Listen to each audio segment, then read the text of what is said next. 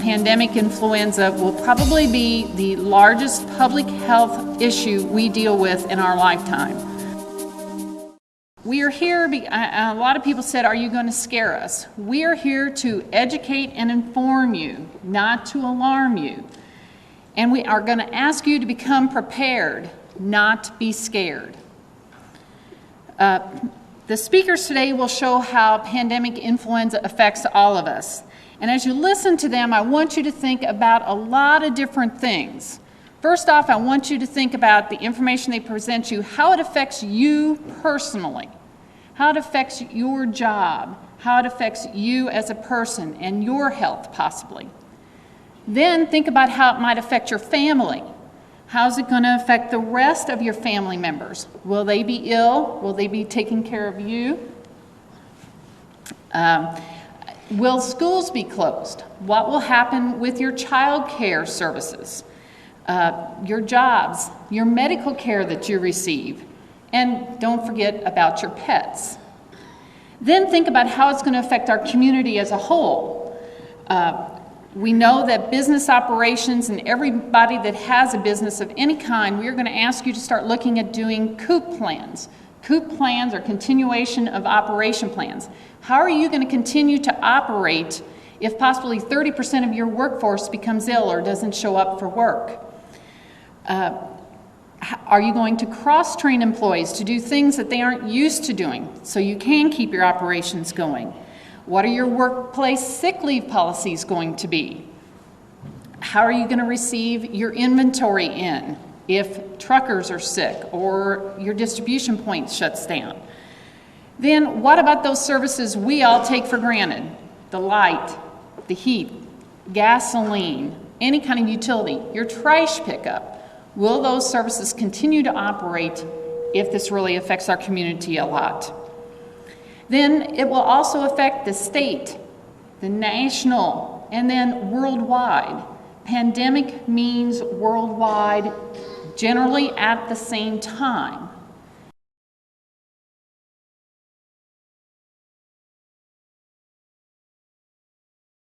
What is influenza?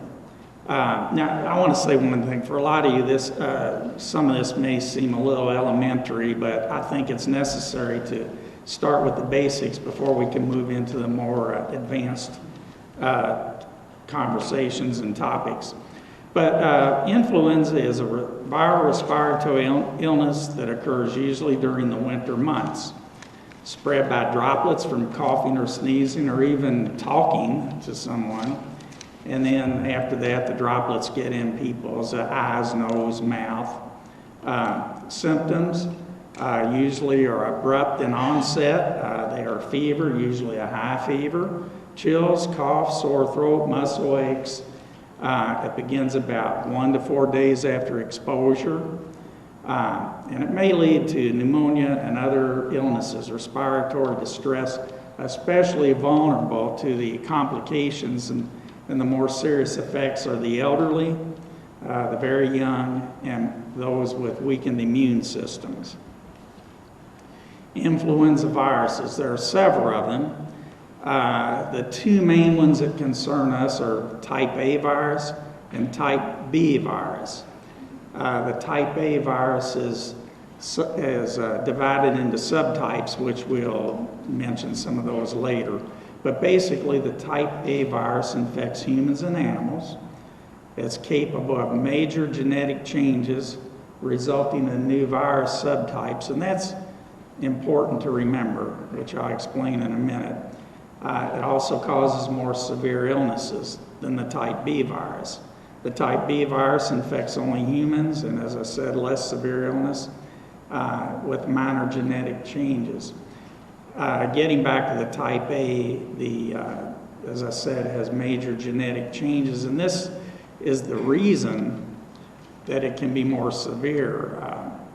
Type B virus has been sort of floating around in the population for a long time, and we have built up some immunity to that, so it's generally not as big a problem, although it could be if there would be some sort of a mutation to a worse type. But so far, type B has been not such a bad virus compared to type A. Type A is frequently changing, and we're not immune to some of those changes, so we get more severe illnesses. What is a pandemic? Of course, we're talking flu, but pandemic is a worldwide epidemic. It doesn't have to be flu, it could be some other illness or condition, but in this case, the flu.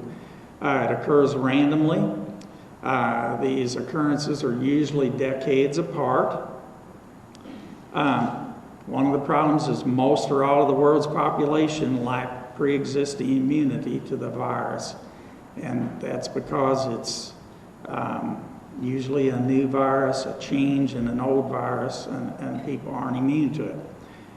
The spread of infection and severity of the illness would likely be much greater than during the annual influenza season. So our regular flu that we get every year in the winter time, this would be a lot more severe than that. And unlike typical flu, which we have every winter, pandemic flu isn't seasonal. It may occur, it could be any time. It doesn't have to just follow the winter pathway. It could be later on this summer, maybe. A recipe for a pandemic, it starts with the new virus subtype. Now, basically from here out, I'm going to be talking about type A viruses. It doesn't say that on this slide, but it could very well have said with a new type A subvirus, or type A virus subtype. In the case that we're concerned about, the one that's on the horizon that's kind of getting everybody's attention is the subtype H5N1, or also known as the avian or bird flu virus, which is spreading across Europe, Asia, and Africa. It causes a severe infection. It can even be fatal. In this case, to have a pandemic, we'd need a virus that would efficiently transmit from human to human, but that so far, fortunately, it hasn't been observed with this virus, although that's one thing everybody's watching for. The impact of a pandemic flu is, first of all, it does spread rapidly throughout the world. It has a high morbidity and mortality. It will impose a significant burden on our medical system and cause what we think will be a quite significant social and economic disruption. Past pandemics, just to give you an idea, and I think most of us are familiar with this one, the 1918 Spanish flu was actually the first and the worst flu in the 20th century. It was caused by the H1N1 type A flu subtype. Caused 500,000 deaths in the U.S., approximately 120 deaths in our county, and worldwide deaths, 40 million from the flu. And just to give you an idea, at the bottom of the slide, there were only, I shouldn't say only, but there were 8.5 million deaths from World War I. So the flu took quite a bit greater toll. This slide's interesting. It'll kind of repeat itself several times. I'll talk about it, but at the bottom, across the bottom, this is the flu in 1918, the way it spread across the United States. Before September 1st, that'll be the very first blank on here, well, you'll see. All right, now, this is, right there is a couple little spots before September 1st. The very next week, and the week after, and the week in 3 weeks, it spread across the whole country, essentially, and that's what this is showing, just how that spread. That's kind of impressive. I didn't make that slide up, but I kind of like the way that shows. But in just 3 weeks, it basically spread across the whole country. This next slide is one that I put in here I was sort of impressed with. This is in Kansas. This, again, Spanish flu, 1918. This is for several months, September, October, November, December in Kansas. And this is pretty much representative of all the states in the United States during that flu epidemic. And if you look at the slide, you can see what's happening. The lower curve, I'm just going to point here. this, the lower one, that's the flu. That was deaths from the flu that were occurring in Kansas at that time. The upper curve is total deaths in Kansas from other accidents, whatever. As you can see, both curves kind of chug across the slide until they hit October, and then all of a sudden they peak dramatically. And of course, that's due to the impact of the flu. And I mean, that's almost a terrifying looking slide to me. But it gives you an idea of how hard it can hit in such a short time. Other pandemics that we've had in '57, the Asian flu, this was the H2N2 subtype, 60,000 deaths in the United States and 1 million worldwide. In '68, the Hong Kong flu, the H3N2 subtype, 40,000 deaths in the U.S. Probably because there was some immunity left over from the Asian flu, we had fewer deaths. When you are exposed to one flu virus, you may get some immunity from that, which will carry over for a number of years. And that's probably why the Hong Kong flu didn't have quite as many deaths. But anyhow, all three of the pandemics, the Spanish flu and these two, had a huge social and economic impact. So this brings us up to what we're concerned about now, and what's getting everybody in an uproar. The type A flu subtype H5N1, which is known as the avian flu. It was first recognized in 1997. It has a reservoir in water birds, ducks, geese, and swans. This is highly lethal in poultry, 100% death within 48 hours. And for humans, the first case from December 23rd in 2003 to June 2nd this year, there have been 224 confirmed human cases with 127 deaths, which is a 57% death rate. And all these cases, as far as we know, were related to contact with infected poultry. There's been some suspected cases of human-to-human transmission, but so far none of these have been proven.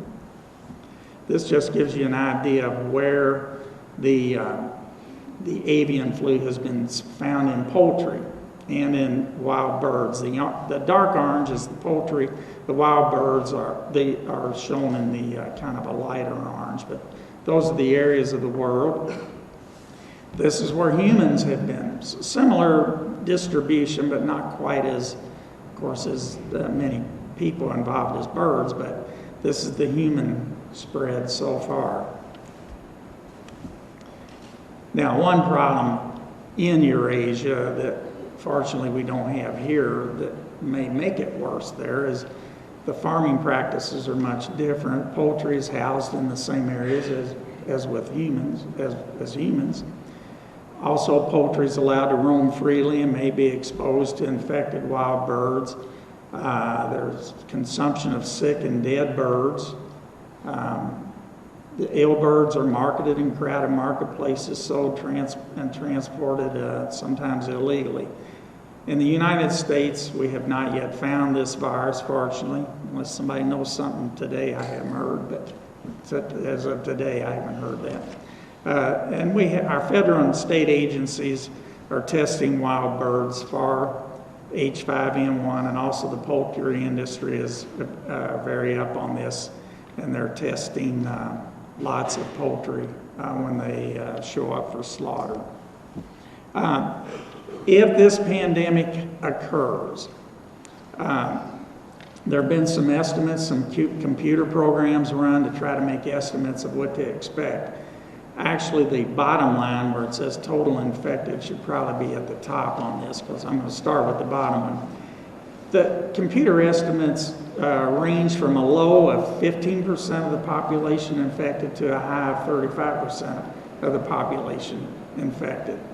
If it's the low, that will involve 43 million people infected. If it's the high, 100 million people. And then going through the other deaths, again, the low would be 89,000 to 200,000. Hospitalizations, 314,000 to 733,000. And outpatient care, 18 million to 42 million. Hopefully it wouldn't get any worse than 35, and hopefully it would even be better than the 15%. Hopefully the pandemic won't come at all. Medical management, the vaccine will require 6 to 8 months to develop. Now you may say, why aren't they developing it now? We know what it is, it's H5N1.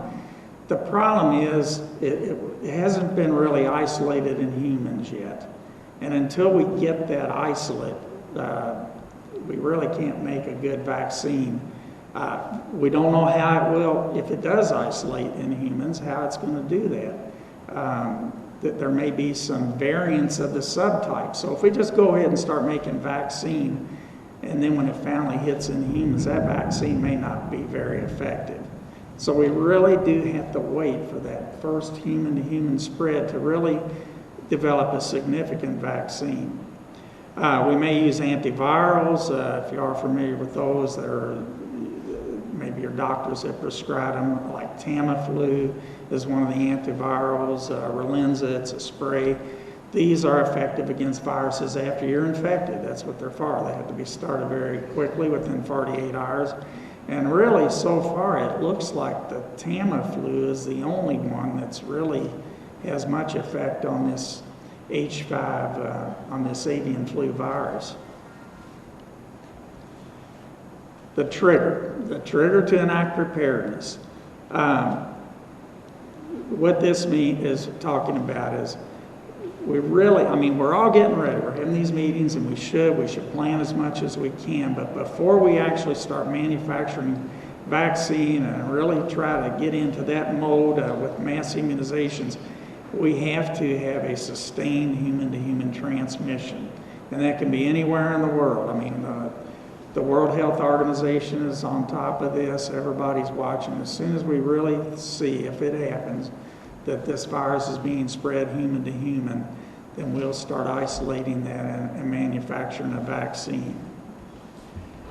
Challenges, the pandemic will likely occur everywhere almost simultaneously. You saw that slide with the United States, how quickly in 3 weeks it was, the Spanish flu was everywhere.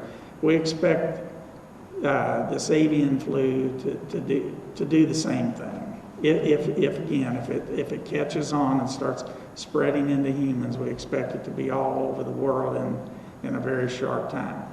This could be long-term with successive waves that may last for a year or more. In other words, it'll wax and wane. We may get 2 or 3 month surge, and then it'll die off and then come back in another wave a few months later.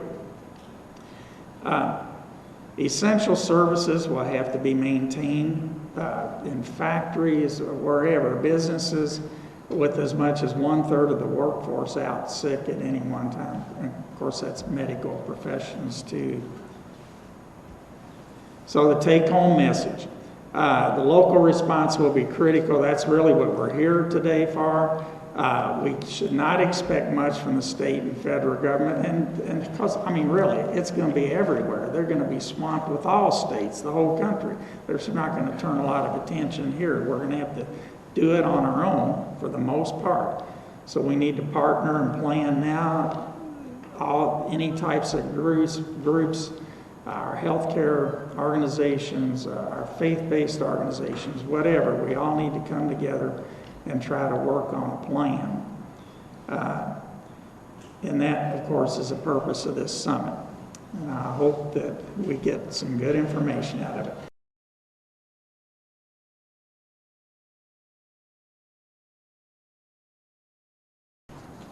Vaccines are the most important medical intervention for preventing influenza, yet they've never been available early enough or in sufficient quantities to have an impact on past pandemics. It is a most difficult defense to achieve. It takes at least 6 months to develop a vaccine based on a known circulating strain of influenza. There is simply no way to predict which strain might produce the virus capable of launching a pandemic. Our present manufacturing capacity for vaccines is rather inadequate, and it cannot be expanded quickly. Antivirals are drugs that can reduce the severity and duration of symptoms for most patients. As treatment, antivirals would need to be initiated within 24 to 48 hours for it to be useful. Trade names like Tamiflu and Influenza have shown effectiveness against the H5N1 virus, but supplies of these antivirals are currently very limited. So there will not likely be a vaccine or sufficient supplies of antivirals at the start of a pandemic if it were to happen in the very near future. So I've told you that vaccines, oops, I skipped something.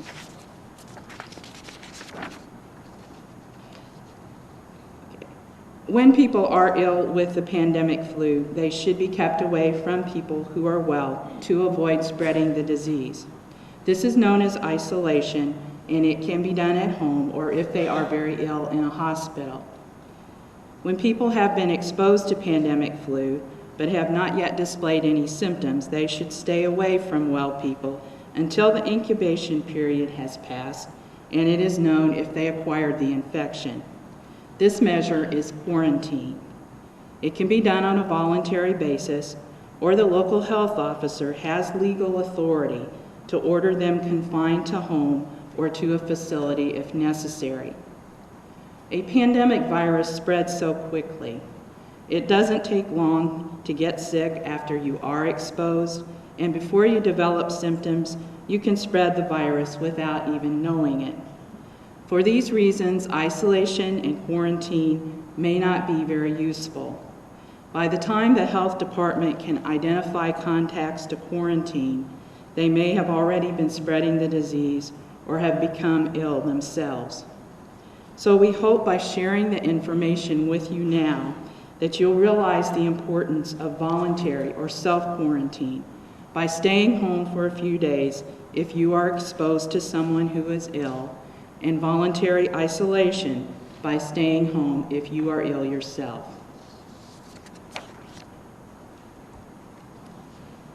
Okay, so I've told you that the vaccines and antivirals are not going to bail you out. I've also told you that isolation and quarantine may not be the key to curbing transmission. So what can you do to protect yourself and your family? Knowing the facts is the best preparation. We've identified these sources that you see on the screen for reliable information. I can't emphasize this enough. Make sure that you get information about the pandemic from an accurate source. Be wary of many sites on the internet that are trying to sell you magic cures or unnecessary tools to stave off the pandemic, or that just simply sensationalize the status of the current situation. I personally cringe at many of the stories that I hear, even in the mainstream media, which are partially inadequate or misleading. You can always rely and utilize your local health department for information. The website, thepandemicflu.gov, has wonderful information about preparation for families, including checklists for individuals, businesses, and schools. And I believe you have in your folder one of those checklists, which is the one for individuals. Our website at the State Department of Health has a pandemic section link on the home page, and they've also established a new website, which is the fluinfo.in.gov, which was established in collaboration with the Department of Homeland Security. The other two websites that you see listed are for the Centers for Disease Control, which is our national public health authority, and then for the WHO, or the World Health Organization.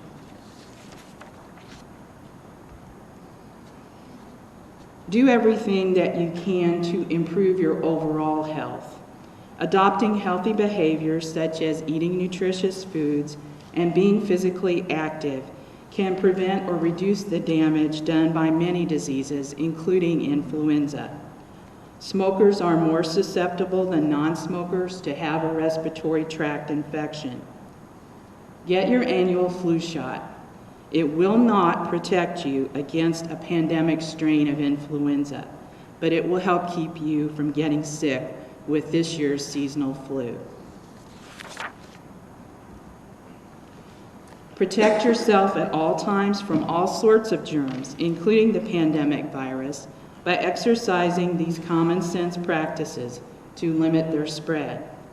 Wash your hands frequently with soap and water. Wash before eating. Wash them anytime prior to placing your hands towards your mouth, nose, and eyes. Cover your mouth with a tissue when you cough and then throw it away. Don't use a handkerchief and put the germs back in your pocket. Cough or sneeze into an upper sleeve if you don't have a tissue. And then wash your hands after coughing and sneezing. Use an alcohol-based hand sanitizer if soap and water aren't available. Because it might be necessary to protect yourself and others from contracting the virus, you might have to remain in your home for several days. Preparing for a pandemic or any other possible emergency situation means having some essential survival basics on hand. Stock up on non-perishable food items and water.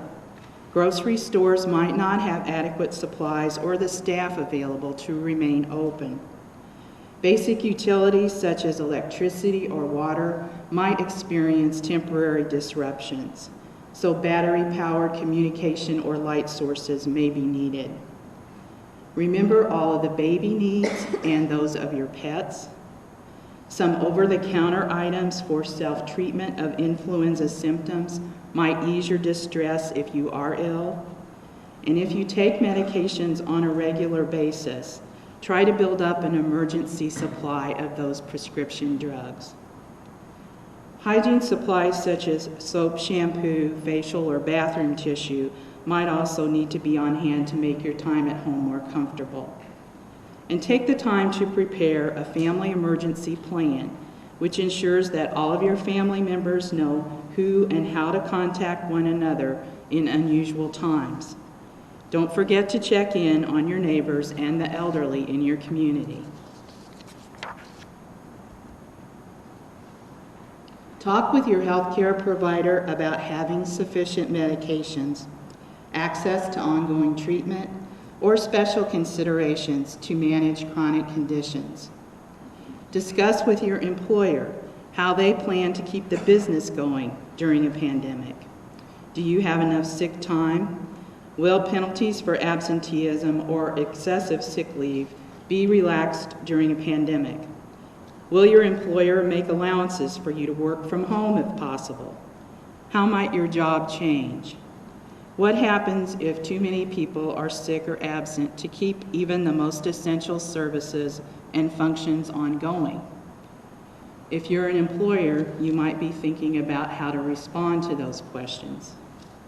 And remember to practice hand washing and cough etiquette in the workplace. If you do become ill, please stay at home. As much as possible, we should plan to stay home. If you are especially vulnerable to infections, such as those with cancer, HIV, or other chronic illnesses, it is even more important to stay out of an environment where you could be exposed to the influenza virus. Avoid large group gatherings, including sporting events, religious gatherings, concerts, and so forth. Large public gatherings may be canceled to lessen the chance of spreading the virus until the pandemic subsides. The term social distancing has been coined to describe staying at least 3 to 6 feet away from others or otherwise outside the range for droplet spray discharged during a cough or sneeze. It might be frustrating for you to discover that some of the critical questions about pandemic influenza cannot be answered at this time. We cannot forecast when it will recur. The H5N1 avian influenza may not mutate enough to start a pandemic. But when we do experience the next pandemic, we don't know if it will cause mild or major disruption. The priority groups for the limited supplies of vaccines and antiviral drugs will be dictated by who is at greatest risk when the strain can be characterized. We will look to the CDC for guidance, and they will determine that and the specific control measures to be taken. We have dealt with this before during the SARS outbreak when we had an emerging disease for which new information was being made available almost moment by moment. The state and local health departments will work closely with the hospitals and doctors' offices to make sure that the healthcare providers have the most up-to-date information on the pandemic. The last pandemic was during 1968 and 69. That's nearly 4 decades ago. There's no reason to think that the patterns of history have been interrupted. But if each of you act responsibly, you might be our best weapon in combating the spread of pandemic influenza.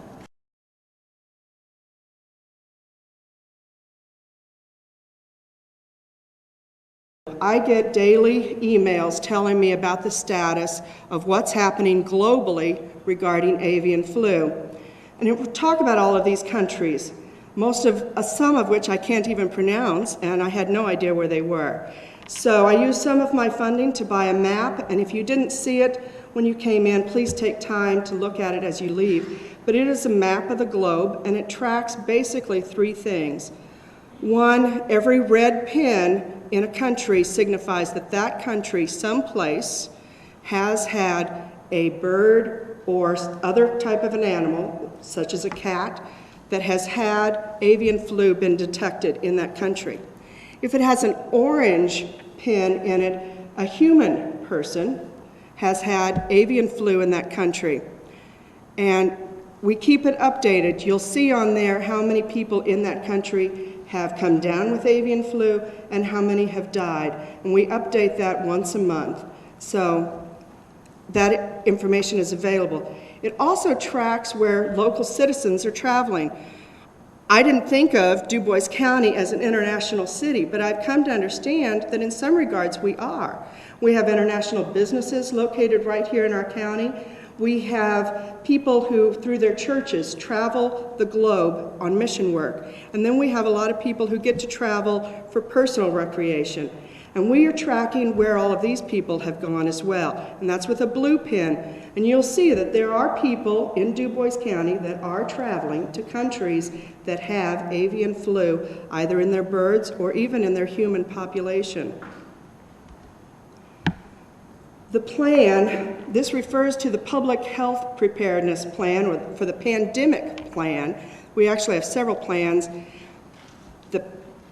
The Pandemic Flu Plan is not yet totally written. All we've done so far is an assessment. The State Department of Health gave us an assessment that asked about various things. And as you can see, we had 11 items that were already totally done. 21 that we are working on. Some of those have since been completed. And we had at that time 23 items that we had not yet started on, but that we had plans to work on. Some of those have now been begun as well. Major completed items are we have been trained and we use National Incident Management System or Incident Command System. This is just a way for all of the different agencies, if we're coming together for a mass incident, to work together, to understand the same terms, understand how we relate to one another so that we can work better together. We've also tested our operational plan. This means that in the health department, we have a plan, it's about 7 inches thick, on how we would distribute medications. If a pandemic occurs and if a vaccine is developed for it, the health department would set up a clinic and we would offer that vaccine to whoever was interested in receiving it. We have tested that to determine how well we could process volunteers who would help us, and how quickly we could get people through from filling out medical information, being screened, and then all the way through to getting their vaccination or their medication. And we were pleased that we were able to do that within the times that we had specified, and it was a very successful test. We also maintain up-to-date communication information. So all of those people that I mentioned earlier that I work with on any kind of a basis, I have their 24-hour contact information for almost all of those people, so that if something happens at 2 o'clock tonight, they can get a hold of me or I can get a hold of them. And we have recently developed a pandemic flu committee within our county to look at different plans, how they work together, and how we can better help one another. Items that are in progress include writing the pandemic flu plan. We are in the earliest stages of writing this, but it will be done before the end of this summer. We are also Du Bois County is actually the first county in District 10 to sign a mutual aid agreement with our neighboring counties, saying if you have a problem in your county, we will come and help you. We'd like for you to sign an agreement so that if we have a problem, you will come and help us. Du Bois County was the first one to sign that in our area, which includes 12 counties. Most of the other counties have now come on board as well. There are just a few that are in the process of getting that, but it will be done very, very quickly. We are also in the process of working with our Purdue local extension office to identify what the health department's role is if we start having any of the avian flu showing up in our wild birds here within the county. How will we work together with them?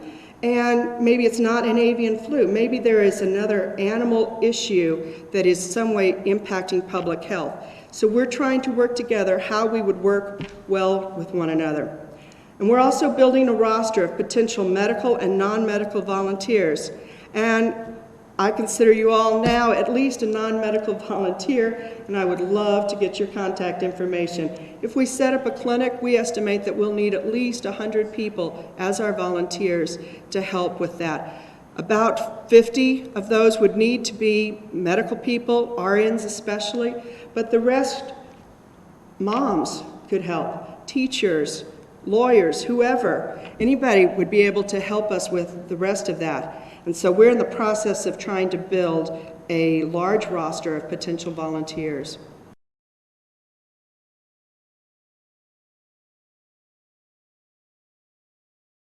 Every school corporation in this county and every school corporation in the state has a crisis management plan and has a crisis management team.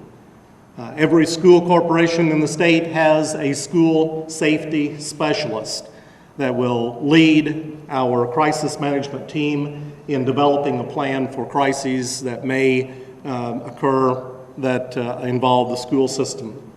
In Southeast Du Bois, we have a crisis management team. We have a school safety specialist. As a part of that, we are also having created a pandemic team that will look at our plan. The plan that we develop must have key personnel involved in the creation of that plan. We need to involve parents, we need to involve students, and we need to involve staff in the planning that we do for our schools. Now, I have to tell you that all the best laid plans that we may have, if we have absenteeism of 15 to 30%, then much of what we need to do is taken out of our hands because we will be closed. Now, what do we do in the situation that we may be closed? And those are the types of things that we're dealing with in the school setting. Every school corporation in this county and every school corporation in the state has a crisis management plan and has a crisis management team. Every school corporation in the state has a school safety specialist that will lead our crisis management team in developing a plan for crises that may occur that involve the school system. In Southeast Du Bois, we have a crisis management team. We have a school safety specialist. As a part of that, we are also having created a pandemic team that will look at our plan. The plan that we develop must have key personnel involved in the creation of that plan. We need to involve parents, we need to involve students, and we need to involve staff in the planning that we do for our schools. Now, I have to tell you that all the best laid plans that we may have, if we have absenteeism of 15 to 30%, then much of what we need to do is taken out of our hands because we will be closed. Now, what do we do in the situation that we may be closed? And those are the types of things that we're dealing with in the school setting.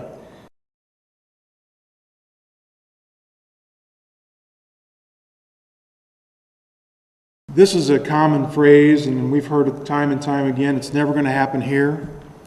I can tell you that it's a phrase that I've taken out of my vocabulary. I don't use it because, having been involved in this team, I know that if it's possible to happen, I better prepare for it. It's something that we should be prepared for. Whether or not we ever have to execute our plans, it is our responsibility as a business unit and as leadership to make sure that our employees, stockholders, the economic engines within the communities are well taken care of and looked after. You can see here there's a tremendous amount of exposures within the area, within the region. It's not just business, it's our travelers, it's the churches. You know, we're out, we're a community, we're an area where we reach out. We're always trying to receive new information, new ideas. That's where our exposures are coming from.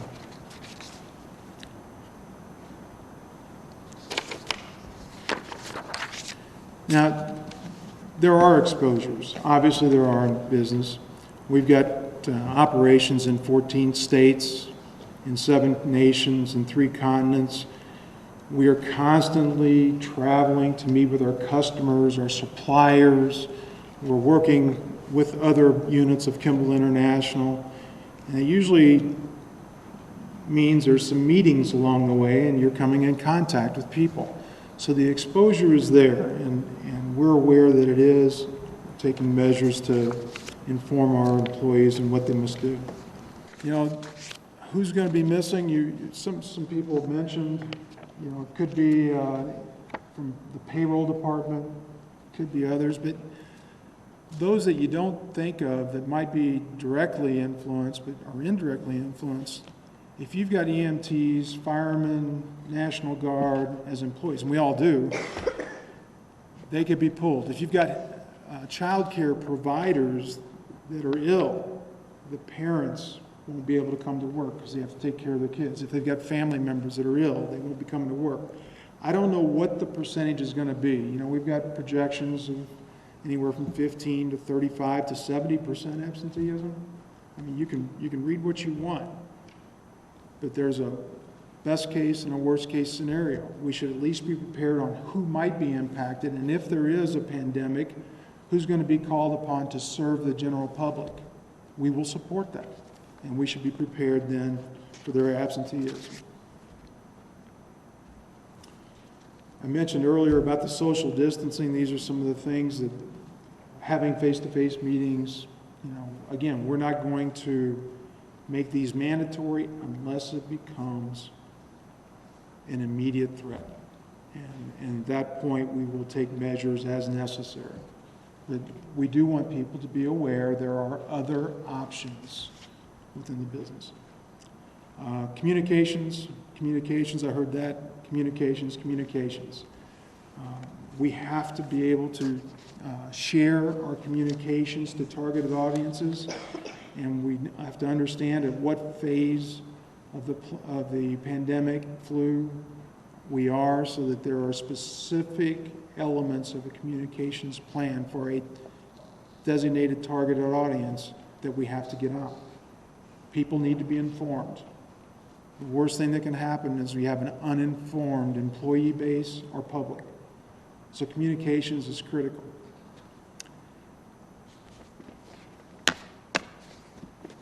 We believe there's a number of resources out there for us to pull from and to learn and to get better at in preparation for this. If we look at the Hong Kong area and the businesses in those locations, they've had these situations for a long period of time, and they've adjusted, and they have procedures and processes in place. We need to learn from them. We need to stay tied to the CDC, the World Health Organization, the state and the local health departments. We need to stay tied to our service providers, healthcare providers, because they are all evolving in what they know about this pandemic flu plan. And we need to glean that information and apply it as it fits to our particular needs at the business. Not everything, it's not a one-size-fits-all. So we glean what fits our plan, apply that, and move forward. The best thing we can do, though, is be prepared. We cannot ignore the situation. We need to network together. I think I heard Deborah say she's looking for a business networking group. We need to learn from each other. And I think, we also feel that that's an important element of this. Learn from each other. Let's don't reinvent the wheel, but let's be prepared, and let's not ignore what we hear is going to be ultimately coming our way.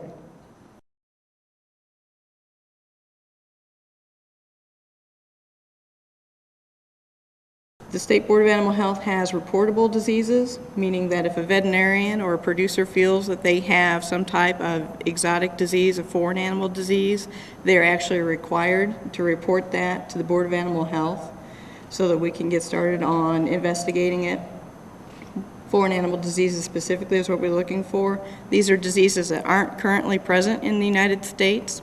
We have individuals on our staff that are trained in foreign animal disease diagnosis. So if a veterinarian feels that there may be a foreign animal disease, they contact our office and we send out a veterinarian who's been trained specifically in how to diagnose foreign animal diseases, which is what high-path avian influenza would be considered because it's not present in the United States.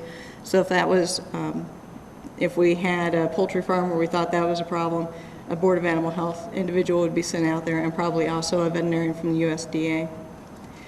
We look also for emerging diseases.